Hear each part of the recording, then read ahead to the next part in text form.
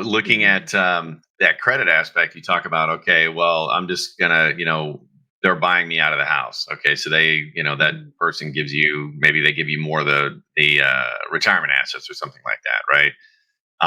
But unless they refinance that mortgage, you're still on that mortgage on your credit bureau and everything else. So Mhm. it's going to Yep. be hard for you, depending on your income situation, to qualify for another house if you want to buy a house down the road. So again, that's something to consider too in those joint accounts. Just because it says in the divorce decree that you're not liable, yeah, you're still liable on the credit and things like that, and the banks Mhm. still look at you as being liable.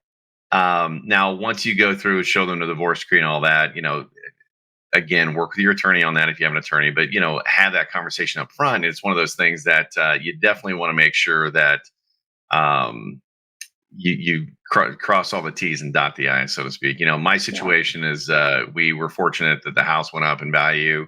So we used that liquidity or the cash from that to pay off all the bills and everything else. So when we walked out of it kind of clean, I mean, it was the perfect storm, I guess, if you will, to keep it friendly. But, a lot of those things need to be considered. Another thing, and this is number four, is, understanding the value of the retirement benefits and how all that works, right?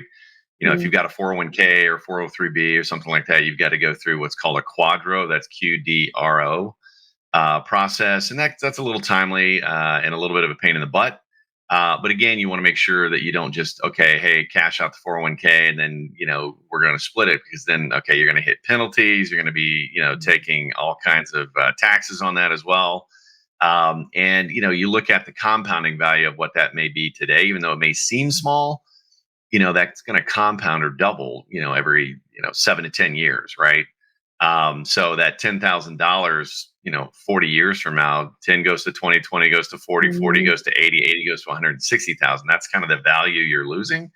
So, it's something that you definitely want to kind of think about and talk through and be as civil as possible at that. And then finally, looking at the lack of guidance on the financial side. If you're not a Mhm. financial expert, if you don't, or if you've got a parent that is kind of guiding, don't get me wrong, seek advice from your parents. I'm not saying not to, but you want to have somebody who this Yeah. is their world, right? And that's one of the things we do. We work with a lot of people going through a divorce situation.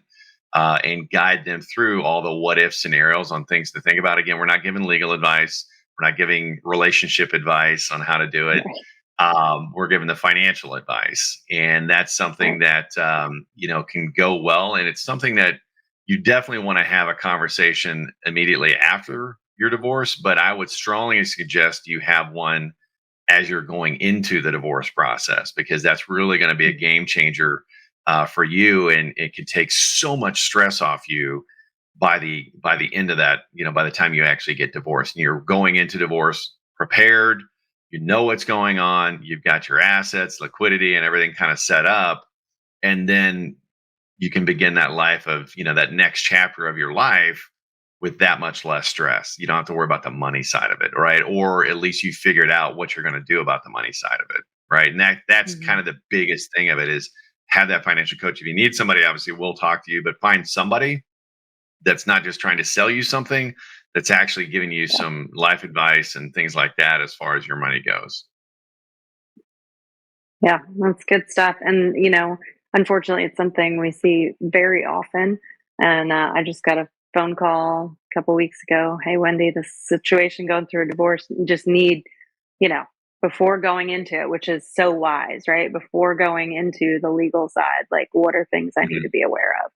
And so it's a lot to think about. And I'm always about surrounding yourself with the people that can help you make those decisions, right? We're always quick to go to an attorney, but not always a financial planner in this situation. But it's definitely um, going to make the process much smoother. And again, I know, John, you guys go listen to that podcast that he did with Silver Divorce, because it digs way more in depth into all these things. But there's so much to think about that you're probably not thinking about, because you're in an emotional state going through a Yeah. divorce. You're going through, the family and the relationship side. And, it helps to have a team there by your side thinking about the things that aren't coming to mind for you.